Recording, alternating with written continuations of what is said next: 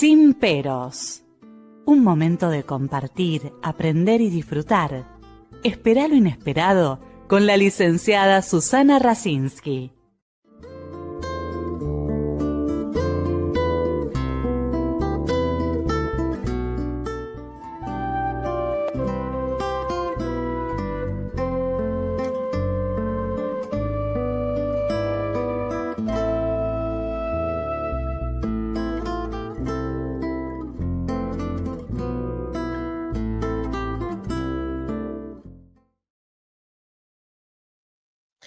Muy buenas noches.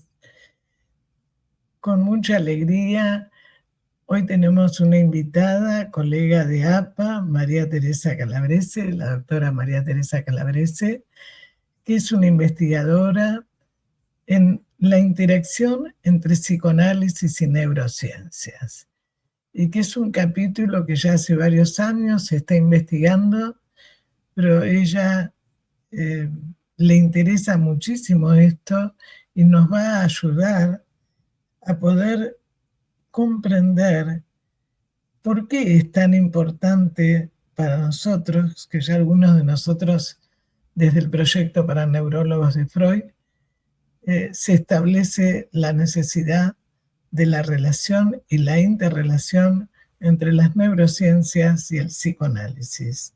Bienvenida, María Teresa. Hola, Susana, un gusto. Buenas noches a todos. No, gracias por estar, porque además vos has publicado en revistas, en diferentes libros, bueno, un poco lo que hace años venís trabajando, y particularmente considero que es fundamental, como dije, mi trabajo para recibirme fue Proyectos para Neurólogos, y donde de alguna manera siempre me interesó bueno, lo que hoy en día ya es indiscutible, ¿no? ¿Qué pasa con nuestro cerebro y la subjetividad? Así que bueno, ¿cómo empezaste? ¿Cómo fue que empezaste, digamos, a investigar, a trabajar? ¿Cómo fue? Bueno, yo siempre digo que pasé de las ratitas a los ratones, porque mi primera especialidad fue la endocrinología. Y a partir de ahí, digamos, me empecé a enganchar con los problemas emocionales que los pacientes traían. Es decir, veía que la endocrinología no me alcanzaba para ayudar a los pacientes. Entonces, bueno, de ahí pasé a formarme en investigación básica en la Universidad de Virginia, en Estados Unidos, y a trabajar con ratitas en el tema de la psiconeuroinmunoendocrinología y el efecto de los tumores hormonales en los animalitos y bueno, todo esto. Por eso digo, después cuando volví al país, pasé de las ratitas a los ratones, porque me empecé a especializar en psicoanálisis, entré a APA, hice toda la formación, bueno, al igual que vos, ¿no? Pertenecemos a la Asociación Psicoanalítica Internacional, y ahí se abrió un campo muy rico para, bueno, viniendo de una formación más de neurociencias, acceder al psicoanálisis me permitió entender ciertos mecanismos que están como muy instalados en las personas y que desde la técnica clásica del psicoanálisis a veces es difícil acceder. Entonces me parece muy importante esta interrelación que se empezó a dar hace algunos años, unos cuantos años en realidad. Ya en la segunda mitad del siglo XX se empezó la neurociencia empezó a desarrollarse y a tener avances muy significativos. Fíjate que vos decís que hiciste tu monografía o no sé, tu tesis con el proyecto. Freud lo tiró, el proyecto. Freud lo descartó. Claro, fue rescatado Tal y cual. publicado, pero sin el consentimiento de Freud prácticamente, porque Freud se dio cuenta, Freud era un neurólogo, venía de las neurociencias, pero se dio cuenta que las neurociencias eran muy básicas en su tiempo. Entonces él quiso explicar la psicología en términos neurológicos, pero en ese momento no podía, porque no había elementos. Entonces él dejó un legado para sus discípulos y dijo que había que volver a las neurociencias cuando éstas estuvieran más desarrolladas. Y esto es básicamente lo que se está haciendo estos últimos años. Yo diría que si bien a mediados del siglo XX se empezaron a desarrollar más, en realidad fue a finales del siglo XX, 1980, 1990, con todos los desarrollos de Pansek, Damasio, Solms, Mark Solms, que es un miembro de IPA. Excelente. Tiene unos desarrollos interesantísimos que no son muy tomados en cuenta por los psicoanalistas. Pero justamente ¿por qué? Porque es muy difícil cambiar nuestros programas. Es, digamos, justamente lo que Solms muestra del funcionamiento cerebral tiene que ver con cómo nos cuesta a los humanos cambiar nuestras predicciones. Sí, además las investigaciones de él en Sudáfrica, en el hospital que trabajaba, ¿no? Y cuando veía que había evolución de las neuronas, cómo se modificaban, cuando nosotros estudiábamos no existía eso, ¿no? Yo me acuerdo del niño lesionado de Strauss que decía neurona que se termina, se termina. Pero ¿te acordás que cuando estuvimos juntas hace poco en el encuentro de Sandler, a él le decían, ¿por qué, digamos, siempre habla de Freud y no de otros? Y fue maravillosa la respuesta que tuvo, que tiene que ver con lo que vos decís. Bueno, porque los neurólogos conocen a Freud, los otros no, pero no significa que no estén, ¿no? Claro. Es decir, esta dinámica mental de que salir del narcisismo, que no es que nos vamos a quedar sin trabajo o que no, sino cómo podemos contribuir más a comprender cómo funciona nuestro aparato psíquico, ¿no? Y cómo podemos ayudar a mejorar, a transformar. Exactamente. No solo que no nos vamos a quedar sin trabajo, sino que si seguimos cerrados, sin abrirnos a otras ciencias, ahí tenemos riesgo de quedarnos sin trabajo. Pero, digamos, interactuar con los otros saberes, hoy día, en el siglo XXI, es imposible no pensar que nosotros tenemos solo una parte del conocimiento y los otros saberes, en este caso estamos hablando de neurociencias, tienen otra parte.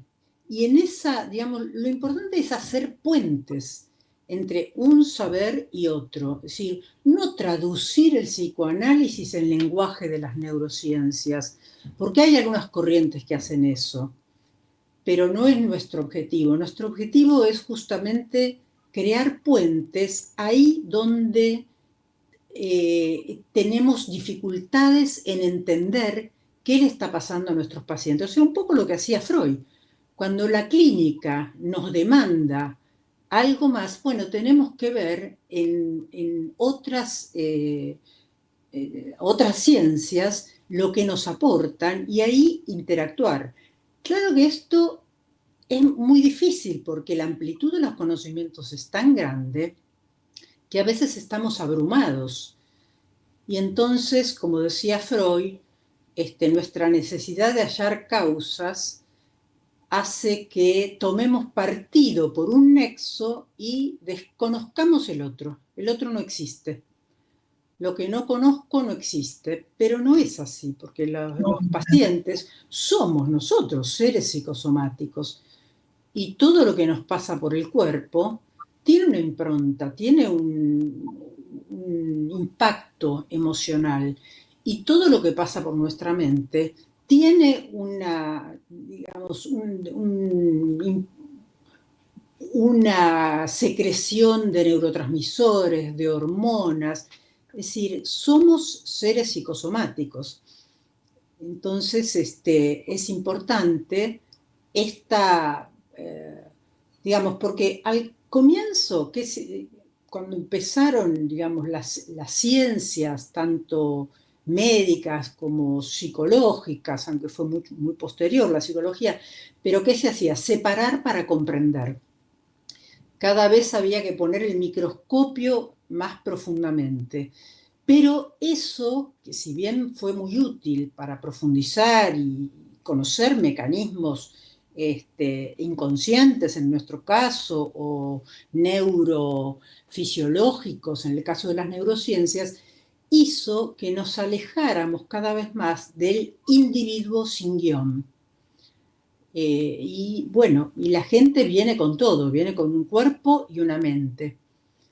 Entonces es importante que en el siglo XXI podamos reunir todo aquello que tuvimos que separar para comprender. Ahora, para comprender tenemos que unir, juntar, que son los desarrollos en pensamiento complejo, ¿no? Que es la complejidad. Es más que la suma de las partes. Es cuando un sistema actúa sobre el otro produciendo complejidad. Y entonces hay conceptos que ya quedaron un poco perimidos. Esto que vos decías de las neuronas que se iban muriendo. Antes se pensaban que el cerebro era una caja negra. Uno venía con todas las capacidades ya innatas. Ahora se sabe que tenemos capacidades innatas, pero el cerebro se va desarrollando en la interacción con el medio. Y esto es lo que se denomina el fenómeno de la complejidad, de la plasticidad, perdón. Cómo, digamos, la interacción con el medio familiar, social, amigos, familia ampliada, interactúa con nuestras capacidades genéticas y va modificando incluso nuestras potencialidades. Va silenciando cierta carga génica o la va despertando.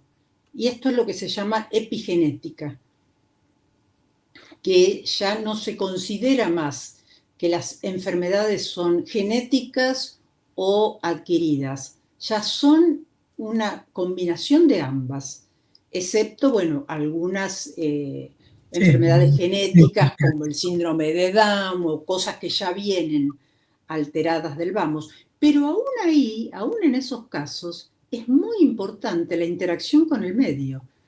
Totalmente, como el Parkinson, ¿no? Que en este momento se ha logrado separar, pero también es muy importante el medio, ¿no? ¿Qué significa cuando hay una alteración en un miembro de la familia, la respuesta de la familia, ¿no? Así es, sí, el estímulo, el afecto, es decir, ¿por qué está tan en boga ahora de, bueno, tener amigos?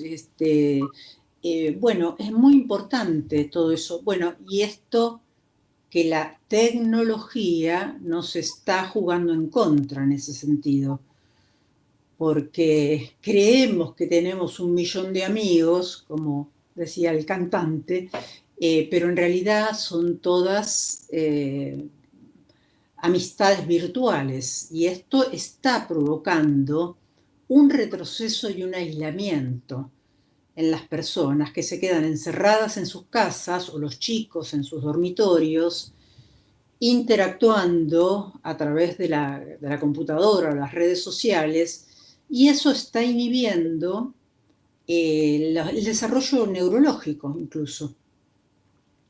Porque una de las cosas que se vio es que, no sé, si querés que hable un poquito de las neuronas espejo. Sí.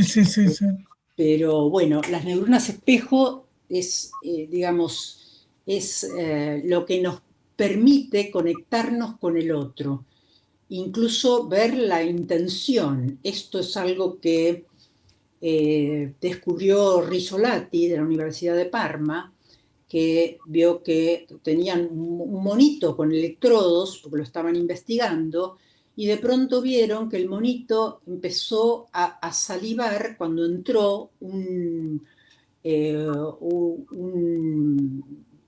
los médicos que estaban haciendo el experimento comiendo un helado. Y el monito empezó, ellos tenían los electrodos puestos en el monito y vieron cómo las neuronas motoras de la salivación empezaban a actuar. O sea, el monito no estaba tomando el helado, pero de ver al fellow, a la persona que estaba tomando el helado, empezó a sus neuronas motoras a activarse. Y ahí con esto se comprobó que estas neuronas motoras se activan no solo cuando hacemos un movimiento, sino cuando vemos a otro hacer un movimiento. Y son las neuronas de la empatía, es decir, que tienen que ver con conectarse con el otro, ¿no? Porque así como el monito, digamos, salivaba viendo tomar un helado, también cuando vemos a otro sufrir, vos viste que cuando ves en una película o en algo, o en la vida diaria, alguien que lo están castigando, uno hace una expresión como si lo estuvieran a uno lastimando. Bueno, eso tiene que ver con las neuronas espejo. Y lo que se ha comprobado es que las neuronas espejo no actúan de la misma manera con la pantalla. No se activan de la misma manera. Es decir, que esto es algo que es muy interesante porque se está viendo cómo, si bien esto de las pantallas es muy útil porque permite hacer estas cosas, por ejemplo, que estamos haciendo ahora y difundir cosas en espacios donde a lo mejor no es fácil llegar, o incluso hacer análisis a distancia, cosa que esto nos ayudó mucho a la pandemia, porque los analistas nos cuestan mucho los cambios. Esto antes era como que no era eficaz, ahora se vio que sí que es eficaz. Pero también se necesita la presencialidad. Por eso en la formación, en IPA, está aceptado ahora hacer la formación a distancia, pero tiene que haber un 25% de presencialidad. Así y ahora se está sabiendo por qué. Porque las neuronas espejo no se desarrollan de la misma manera, no se activan de la misma manera en la presencia. No, porque además hay una experiencia afectiva que tiene que ver con la percepción del tono de la piel, que eso es lo que actúa en estas neuronas y que de alguna manera, si bien en un momento dado como en la pandemia, muchos chicos evitaron suicidarse porque tuvieron esos amigos de internet y que para algunos, estoy hablando de una paciente, pero son varios, siguen siendo los mejores amigos, pero también se dieron cuenta que necesitaban poder conocerse presencialmente, poder estar. Entonces creo que no es ser reduccionista, sino tomar las cosas que sirven, porque si no es una acumulación de datos, de objetos, pero que falta la subjetividad, ¿no? Y entonces se cae en lo mismo, entre comillas, cuando por ahí no hubo una función de reverie, entonces queda solamente como objeto. Y eso produce, ¿no es cierto?, un montón de efectos patológicos, físicos y psíquicos, ¿no? Exacto. Sí, por eso, bueno, se está viendo en las nuevas generaciones que muchos chicos se dice que escuchan más la voz de Google que la de la madre. Y cómo se ve que hay un retraso en el desarrollo del lenguaje en chicos chiquitos que están mucho tiempo con las pantallas. Entonces, esto que vos decías, digamos, el vínculo, la función de reverie, el tacto, digamos, todos los sentidos, porque en las pantallas estamos usando más que nada lo visual, pero no nos tocamos, no, digamos, sí, nos oímos también, pero tampoco vemos el entorno, tenemos algo acotado. Y además pensá que desde los 6 meses ya le dan la tablet para no molestarse y estar. Con animación, porque al chico le gusta el sonido y demás. Pero ¿qué pasa, no? Esto con experiencia por mi otra profesión, uno ve la involución en todo lo que es la lectoescritura y el lenguaje, sí, donde de alguna manera ciertos mecanismos que se enseñaban antes, por un sistema que se puso hace más de 20 años en nuestro país, que yo fui una de las que se opuso, no se les enseñaba, digamos, lo que sería la parte del tono, del ritmo, de la motricidad, ¿no? Más la letra de imprenta, ¿no? La cursiva, que implica un montón de ejercicios psicopedagógicos que ayudaban, digamos, a la atención, al desarrollo de la evocación, de todo lo que significa la lectoescritura y la comprensión. Como resultado, porque aparte en todo esto también tenemos muchas patologías que se las medican, como Asperger, espectro autista, déficit atencional, y que tienen que ver más con lo emocional, ¿no? Cuando la persona no ha recibido lo adecuado, se cinde, y entonces después tampoco puede unir las letras. Y todo esto es como que se tapa con un rótulo. Por eso es muy importante el trabajo, para mí, interdisciplinario de las neurociencias, de todo lo que es psicoanálisis, psicopedagogía, todo lo que sería la parte de la alimentación, del cuerpo. Es decir, es un conjunto, ¿no? Exacto. Sí. Vos hablaste también, y me pareció muy importante tu aporte, que es toda la parte también endocrinológica, ¿no? Toda la parte hormonal, todo el sistema inmunitario, ¿no? ¿Qué pasa? Eso sí. También Markson lo demostró, ¿no? Sí, digamos, está muy interrelacionado.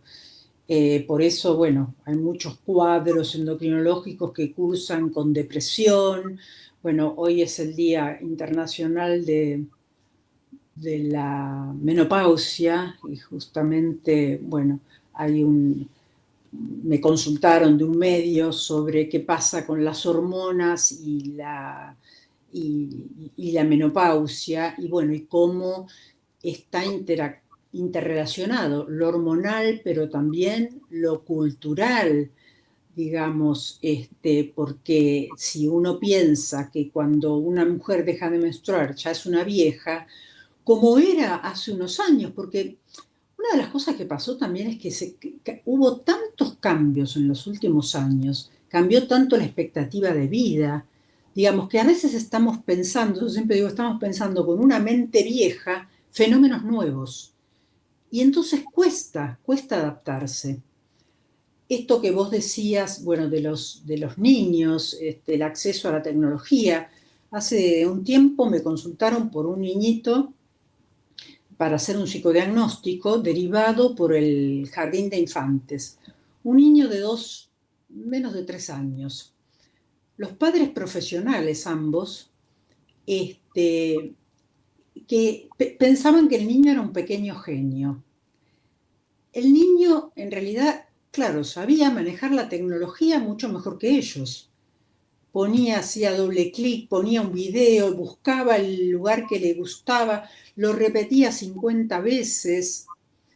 Bueno, el niño tenía, en realidad, estaba dentro del espectro autista, porque, digamos, sabía eso, pero no hablaba, no jugaba, no seguía con la mirada, digamos, tenía muchas cosas que a estos papás les costaba ver. Pero a pesar de que eran gente con un nivel intelectual, digamos, alto, pero estaban maravillados porque su hijo hacía un montón de cosas que ellos no hacían. Entonces, esta es una de las cosas que estamos viendo. Por eso, a veces los psicoanalistas nos quejamos de que hay muchos diagnósticos de niños con espectro autista o TDA, pero yo creo que hay un incremento y que mucho tiene que ver con esto, con el uso indiscriminado de la tecnología en niños muy pequeños. Entonces esto hace que ciertas áreas del cerebro no se desarrollen o se desarrollen deficitariamente. Y esto ya se está viendo. Es decir, hay un neurocientífico francés que habla de los niños como la máquina ay, no me acuerdo el título ahora, como que hay un incremento muy marcado de casos de niños con poco desarrollo intelectual, producto del uso de la tecnología muy precozmente. La fábrica de cretinos digitales se llama el libro, ahora me acordé. Y tiene que ver con esto que vos decías de la educación. Y una cosa que se está viendo ahora es que los colegios que más invierten en tecnología no tienen mejores resultados que aquellos que invierten menos o poco. Es decir, por eso todo esto de la empatía, de la interacción, esto que hablábamos de la necesidad de lo afectivo. El tema es utilizar como herramienta, porque yo creo que en este momento también se tiene que modificar la currícula en las escuelas y utilizar la tecnología, pero en una forma dinámica. Yo quiero enseñar geografía y puedo utilizar la tecnología. Exacto. Pero además también los tengo que llevar de campamento a ver qué pasa con el otro, qué pasa, cómo protege uno con el otro. Lo que ocurre, digamos, que también tiene que ver con algo que vos escribiste, que yo comparto, que tiene que ver con el narcisismo, a ver quién predomina, quién tiene razón. Una mamá ve que el niño tiene una erupción, le saca una foto y se la manda al pediatra. No lo calma al niño, no trata de ver qué le pasa. Entonces se agudiza más. Cuando nosotros vemos que un nene de 15 días frente a la lactancia se ponía duro. Y la mamá me dice, Susana, se pone duro. Y sí, no tiene la palabra, se da cuenta cómo estás vos. Bueno, empezamos como objeto transicional, yo atiendo al hermanito, ¿no? Pero es una situación conflictiva familiar. Y entonces el nene cuando lo ve ahora sonriente, que come, ¿no? Y bueno, a ver, pero esas son las cosas que no está mal darle un juguete, pero como yo he visto, por ejemplo, una nena de Perú con los dos padres profesionales, con mucho dinero, tenía una habitación llena de juguetes, pero no tenía con quién jugar. Entonces de ahí a una anorexia grave, ¿qué hizo?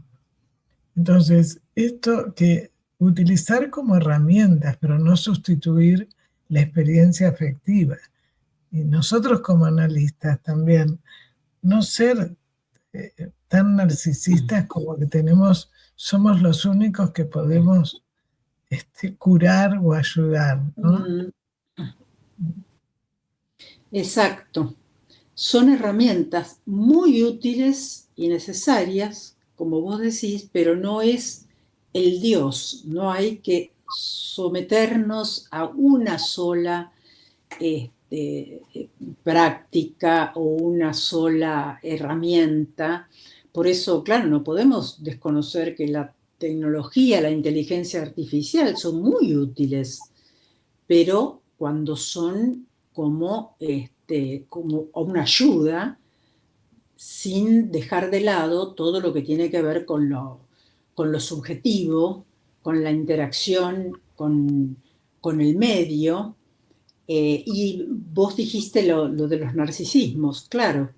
Los narcisismos, la lucha de poder, eso ha dificultado y ha, digamos, enlentecido el progreso entre los saberes, porque a veces estamos en medios psicoanalíticos donde se dice que la neurociencia es otra cosa, no tiene nada que ver, el psicoanálisis es otra cosa.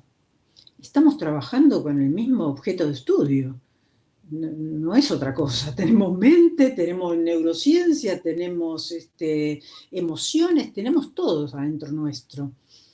Entonces no podemos desconocer que hay algunas cosas que nos exceden en nuestro saber, pero que por suerte hay otros que sí las trabajan, las investigan y las podemos estudiar, leer, interactuar, y ya en el siglo XXI ya no se puede trabajar en forma aislada, como bien decís, y hay que trabajar en equipo. Porque si tenemos un paciente con una enfermedad psicosomática, una diabetes, donde el tratamiento psicológico es tan importante y fundamental, no para curar la diabetes, que no se cura, por lo menos hasta el momento actual, pero sí para ayudar a que esté más compensado, a que utilice el tratamiento y la medicación que le da el endocrinólogo o el diabetólogo como un aliado y no como un enemigo, porque eso, yo trabajé muchos años en el servicio de endocrinología del Hospital Francés como psicoanalista, y ahí veía muchos chicos y grandes con diabetes que si no habían hecho tratamiento, ayuda psicológica desde precozmente, tenían una muy mala adherencia al tratamiento, no seguían la medicación, no hacían la dieta,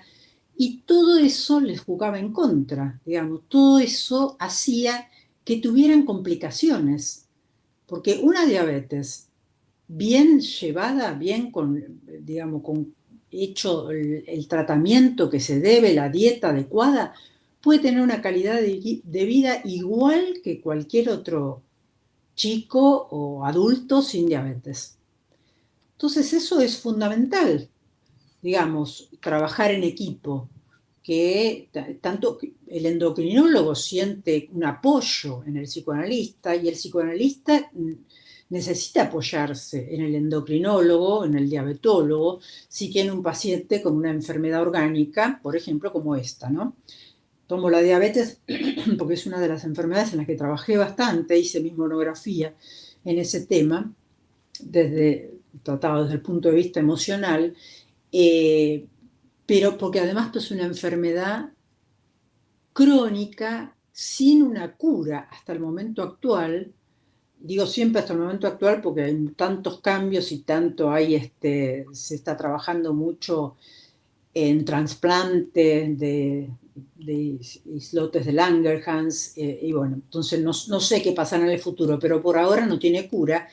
Y sin embargo, el bienestar, la perspectiva de ese paciente era mucho mejor con el tratamiento psicoanalítico que aquellos pacientes diabéticos que no tenían tratamiento psicológico. Y hablo de tratamiento psicoanalítico porque hay muchos tipos de terapia, como vos bien sabés, psicológicas. Sin embargo, en la Sandler Conference, a la que asistimos las dos, como nombraste al principio, estaba Marianne Bollever, que es una psicoanalista alemana, que hizo un trabajo excelente con pacientes depresivos, comparando las diferentes psicoterapias. Un trabajo durante 10 años. Ella trabajó la terapia, comparaba cognitivo-conductual, conductista, psicoanálisis y psicofármacos. Y veía que de todas ayudaban de alguna manera, pero la que más efectos positivos tenía era el psicoanálisis. Y no solo durante el tratamiento, sino que el psicoanálisis tiene lo que se llama el efecto del durmiente, que es después que terminó el tratamiento, sigue haciendo efecto, porque ya el paciente tiene incorporado, es decir, ciertas herramientas que lo ayudan a seguir haciendo modificaciones. Tal cual, además ella logró a través de ese estudio que las prepagas, lo que llamamos acá prepagas, en Alemania reconocieran el tratamiento psicoanalítico porque resultaba menos oneroso que si no lo hacían, ¿no? Y uno lo ve en los pacientes después de un tiempo de tratamiento, que por supuesto no solo analizan cuando vienen a la sesión, y que se dan cuenta, ¿no? En el caso de un paciente que está pasando un momento muy difícil, y entonces me decía, él vino a los 20 años consumiendo y con psoriasis grave. No tiene nada ahora de todo eso. Entonces me dice, en otro momento hubiese consumido y me hubiese salido la psoriasis. Ahora estoy mal, estoy triste, estoy mal, pero bueno, por lo menos pude traerlo a terapia, ¿no? Después, un paciente que hizo muchos años terapia, suspendió, se fue a vivir a otro país, volvió, retomó la terapia. Y bueno, creo que esto es lo positivo, ¿no? Donde la persona, como vos decís, va teniendo herramientas, donde, bueno, nosotros sabemos que el cuerpo se descarga. El chico de principio es todo percepción y sensación, es a partir del cuerpo. Entonces el cuerpo es todo. Y creo que negar eso, ¿no? Ahora vos, una de las cosas que vos decís en tus escritos, ¿no? Como que se empezó a ver en la institución, no solamente nuestra, en otras, el interés también de varias personas en poder empezar a trabajar un poco en conjunto. ¿Qué nos Sí. podés decir de eso? Bueno, fíjate que, digamos, yo empecé con este grupo en APA, con este capítulo de neurociencias y psicoanálisis en el año 2000, o sea que ya tenemos bastante recorrido. En el mismo año, Mark Solms crea la revista de neuropsicoanálisis, cuando vino la vez anterior. ¿No? Esta vez justamente yo le comenté que en el mismo año, acá en digamos, en este país de fin de mundo, también estábamos un poco a la vanguardia de la interacción entre psicoanálisis y neurociencias.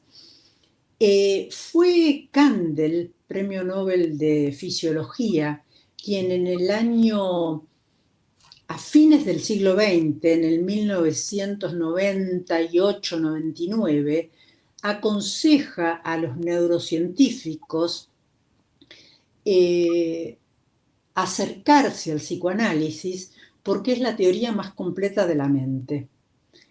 Esto hizo que muchos científicos como Damasio, Panse y muchos otros pusieran un poco el ojo en el psicoanálisis y se empezara a ver que muchas cosas que Freud había supuesto, porque la verdad que no tenía los elementos para poder demostrarlo, se estaban comprobando en la realidad.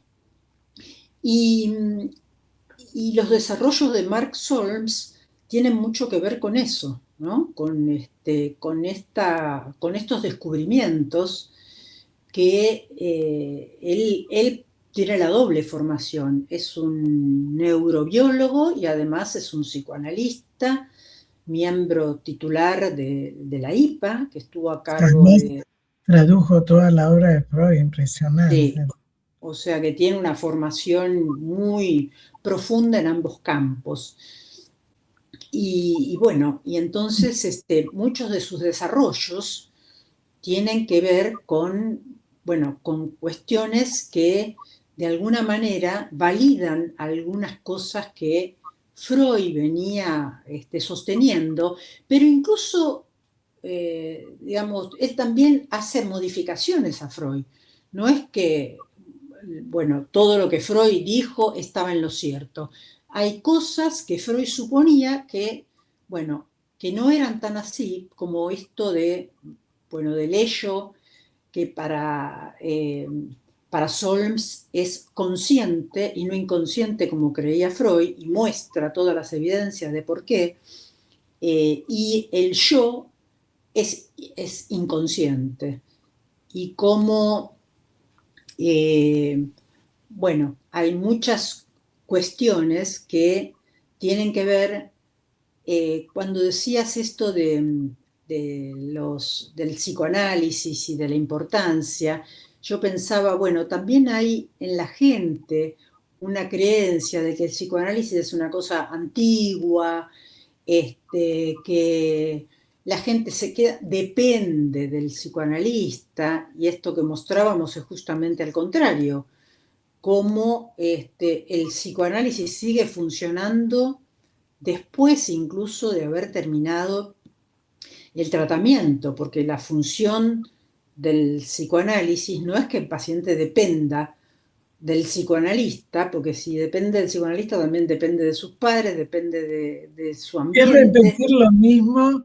Exacto. Y no pudo cortar.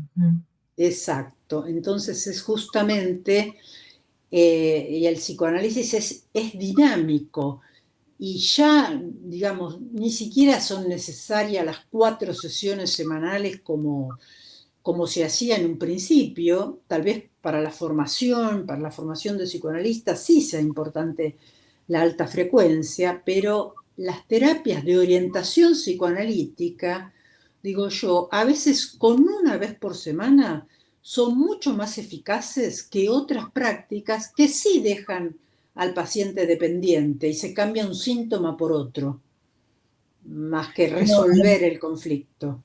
Pero además, lo que yo veo, y esto fue un poco el objetivo del programa, que no es solamente el consultorio.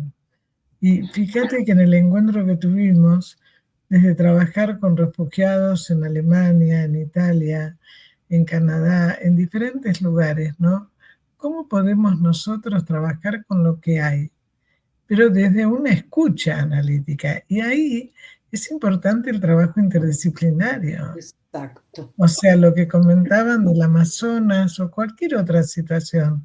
Los que estamos a veces dictando clases en otros países, cuando vos ves que, no sé, en zonas rurales, en situaciones de emergencia o incluso en nuestro país, ¿cómo se puede, no es cierto, ayudar a poder transformar y modificar ciertas conductas? A mí me preguntaron de Mark Son, lo que pasa es que los talleres que él da son todos en inglés. No, Sí. Claro, porque muchos, yo lo he comentado así en cursos de psicosomáticas que doy y demás. Y bueno, realmente es difícil porque la verdad que él es tan didáctico además y tan amoroso con su saber, tan humilde, ¿no? Que esto también ayuda, porque la gente, digamos, del otro lado, no solamente del lado nuestro, también han tenido que aceptar que primero se apoyaban en las teorías cognitivas y que no tenían efecto, ¿no? Como hizo Susan en Alemania. Claro. Tienen un efecto transitorio, pero no duradero, como el del psicoanálisis, incluso posterior, que sigue funcionando. Porque otra de las cosas que comparaba es el tratamiento psicofarmacológico. Y el tratamiento psicofarmacológico es muy útil, incluso nos ayuda como psicoanalistas cuando un paciente está con una ansiedad o con un insomnio o y no puede pensar, es muy necesario dar un psicofármaco para disminuir la ansiedad, permitir el descanso y que incluso podamos trabajar mejor psicoanalíticamente. Pero una de las cosas que se vio, que si bien el psicofármaco tiene un efecto en un principio similar al del tratamiento psicoanalítico, solo que el psicofármaco actúa de adentro afuera, se dice, o sea, desde lo molecular hacia lo conductual. En cambio, el psicoanálisis actúa de afuera, modifica conductas y se modifica lo molecular. Digamos, hay estudios, investigaciones hechas que tienen el mismo efecto a nivel molecular que el psicofármaco, solo que el psicofármaco es dosis dependiente. Digamos, cada vez se necesita más dosis para provocar el mismo efecto. Es lo que se llama tolerancia en medicación. Pero después de un tiempo deja incluso de producir su efecto. Por eso hay mucho en depresiones. Dice, bueno, ya no me hace efecto. Por eso es tan importante, al mismo tiempo que se empieza con el tratamiento psicofarmacológico en patologías que lo requieren, empezar con el tratamiento psicoanalítico. Porque el tratamiento psicoanalítico es más lento, tarda más en hacer su efecto, pero es más duradero y más eficaz. En cambio, el psicofármaco actúa más rápido, pero su efecto se va perdiendo en el tiempo. Entonces hay que hacerlo a la par, cosa que cuando el psicofármaco va dejando de hacer efecto o necesita más dosis, ya le dio tiempo al tratamiento psicoanalítico a provocar su efecto y sus modificaciones. Y cuando la persona no lo puede hacer, se necesita de la medicación. Cuando va pudiendo resolverlo, se va sacando. Exactamente, sí. Además, eso, que ya después no es necesario porque justamente fue pudiendo resolver a través de las emociones aquello que resolvía a través del cuerpo, ¿no? La ansiedad, las palpitaciones, el insomnio. ¿Y podés contarnos alguna experiencia que hayas tenido con algún paciente? Bueno, un poco esto me cuesta hablar de casos así en general porque es para un público que no sabemos quién lo va a escuchar, ¿no? Pero por eso decía así en términos como muy generales, hablar de, bueno, algunos pacientes que he visto previo a la pandemia y que habían tenido un efecto positivo de mejora de sus síntomas, con la pandemia y el tratamiento a través de las pantallas, algunos pacientes han hecho una regresión, han como vuelto a desarrollar sus síntomas. Por eso te decía la importancia de lo presencial.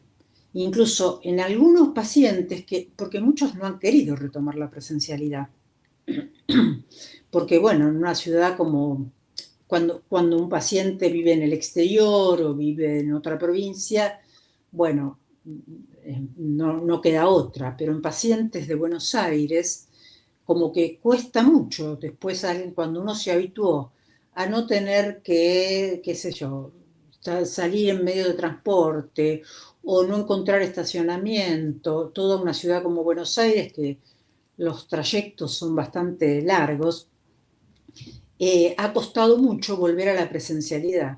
Pero entonces lo que propuse en esos casos es que si están con 2 o 3 sesiones semanales, que una sesión por lo menos sea presencial. Si están con una sesión semanal, bueno, que al menos una al mes sea presencial.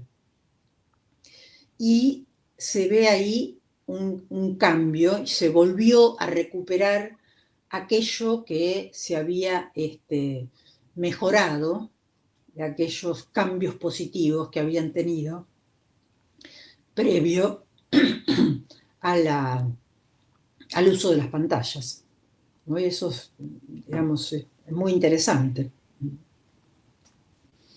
Sí, en la pandemia nosotros asistíamos en las sesiones con animales, con otras personas que pasaban por detrás de la pantalla, ¿no?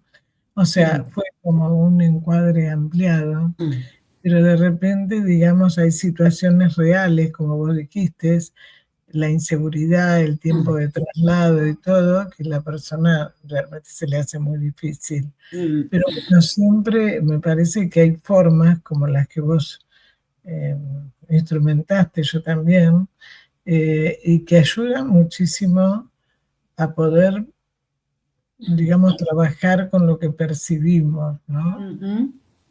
Con el tono de voz, dónde se sienta, cómo viene, ¿no? En fin, montones de cosas que también, bueno, cuando nos dejaron entrar en la casa, de repente nos encontrábamos con alguien que entraba, o como por ejemplo hay gente que hace la sesión desde el auto porque no tiene intimidad. En fin, montón de cosas que tuvimos que ir ayornándonos y donde también pudimos comprobar que igual sirve, ¿no? Así es. Es importante la presencia. Sí. ¿Cómo podrías, o qué es lo que por ahí en el área de nuestra institución estás haciendo, María Teresa? Bueno, yo Nos quedan estoy... unos minutos para que vos puedas dar un mensaje a la audiencia. Acá lo escuchan muchos colegas de otros países y también gente que no es psicóloga, pero mayormente son casi todos profesionales. Sí, en la Asociación Psicoanalítica yo coordino el capítulo de neurociencias y psicoanálisis, que ahí, bueno, este fue continuación, como te decía antes, empezó en el 2000 a trabajar en APA, ya llevamos 25 años, pero en realidad fue continuación del capítulo de psiconeuroinmunoendocrinología que fundé en la Sociedad de Endocrinología y Metabolismo en los 90. Por eso yo digo que a veces, bueno, hubo como más apertura en la endocrinología por hacer esta interacción Además en la entre... facultad incluso hay una cátedra también. Sí, bueno, la endocrinología en Argentina tiene un desarrollo muy importante, no por nada tuvo 3 premios Nobel. Es gente muy abierta y que está todo el tiempo en contacto con las emociones. Esto que te decía, yo empecé como endocrinóloga, pero después me enganchaba con lo que le pasaba a los pacientes, porque te venían hablando de la tiroides, pero terminaban después contándote sus problemas de pareja o sus problemas, en el caso de las anoréxicas, las vinculaciones con sus progenitores. Entonces, bueno, es de alguna manera, bueno, tenemos esta área de trabajo donde fundamentalmente nos ocupamos de la clínica, digamos, cómo todos estos conocimientos en neurociencias y psicoanálisis nos sirven para entender y más a nuestros pacientes y ver qué mecanismos están implicados. Porque como decíamos antes, cuando nos manejamos, generalmente nuestras acciones se manejan en automático. Nosotros creemos que somos conscientes de nuestros actos, pero en realidad la conciencia es solo un 5% de nuestras acciones. El 95% nos manejamos con mecanismos automáticos.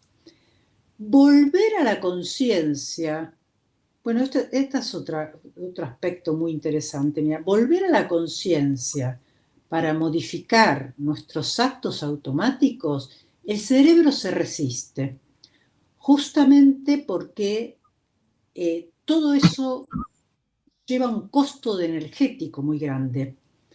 Pensemos que el cerebro tiene la masa del 2% de nuestro cuerpo. Sin embargo, consume el 20% de la energía del cuerpo. Y eso manejándose el 95% en automático. Si tuviera que manejarse un 20, un 30% conscientemente, consumiría, no sé, 50, 60% de energía. Entonces, automatizamos las respuestas. Pero en el análisis, nos valemos de la transferencia para ver aquellas respuestas, aquellos automatismos que tienen que ver con la repetición, ¿no? Esto que Freud decía de la repetición, cómo se repite algo que nos lleva a situaciones, a repetir un mismo trauma, a retraumatizarnos. Bueno, en el momento en que en transferencia podemos pesquisar esas repeticiones, la memoria vuelve al estado lábil y ahí se puede hacer modificaciones, es lo que se llama reconsolidación. O sea, cada vez que nos acordamos de algo, de un hecho, ese hecho se modifica. La memoria originaria ya no existe, se va perdiendo, porque con cada rememoración se le incluyen nuevos componentes. Es como cuando te cuentan un sueño y se lo haces contar de nuevo y hay agregados elementos secundarios. Exacto. Por eso ahora está todo, digamos, hay una... en Estados Unidos ya el tema de los testigos presenciales ya se toma con pinza, porque uno cree que vio y sin embargo a lo mejor pasó algo en esa situación que lo retrotrajo a una situación anterior y uno le pone el condimento subjetivo. Entonces ya los testigos presenciales se toman con pinzas, ya no se cree que todo lo que creen, porque no es que mientan, pero bueno, es lo que Oliver Sacks decía, el cerebro nos engaña. El cerebro no tolera discontinuidades, no tolera, entonces inventa, crea cosas para tener un continuo de una situación que cree recordar y le agrega componentes que a lo mejor no sucedieron. Bueno, se nos fue el programa, te dejo el cierre del programa con un mensaje para la audiencia, que no tengan miedo, ¿no? A poder empezar a integrar y a estudiar las neurociencias con el psicoanálisis. Pero te dejo a vos y te agradezco muchísimo. Un abrazo. El cierre del programa. No, para mí es un gusto, sobre todo, difundir esto para el público general, para los psicoanalistas en particular, que todos estos desarrollos nos sirven muchísimo para comprender más de aquello que no conocemos, porque los pacientes nos desafían siempre con cosas que creíamos tener sabidas y sin embargo vuelven desde un más allá desconocido. Entonces me parece que es muy importante conocer cómo funciona nuestra mente para poder entender un poco más a nuestros pacientes y a nosotros mismos. Entonces animo a todos a tratar de formarse y capacitarse. Si quieren acercarse a la Asociación Psicoanalítica, nuestro grupo está abierto. Además damos cursos sobre esta interrelación que pueden ser muy, muy útiles para el que le interesa abrir un poco la mente, como decía García Badaraco, ¿no? Muchísimas gracias y un abrazo. Bueno. Invitado para el año próximo. Gracias. Cómo no, muchas gracias a vos. Gracias. Adiós.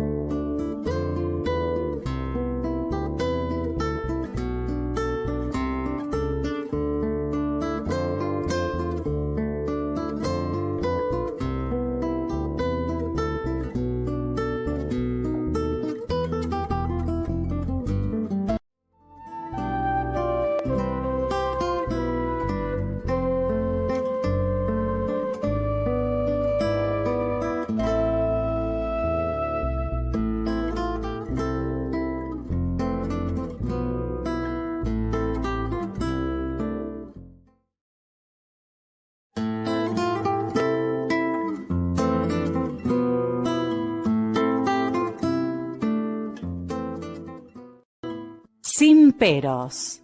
Un momento de compartir, aprender y disfrutar. Espera lo inesperado con la licenciada Susana Rasinski.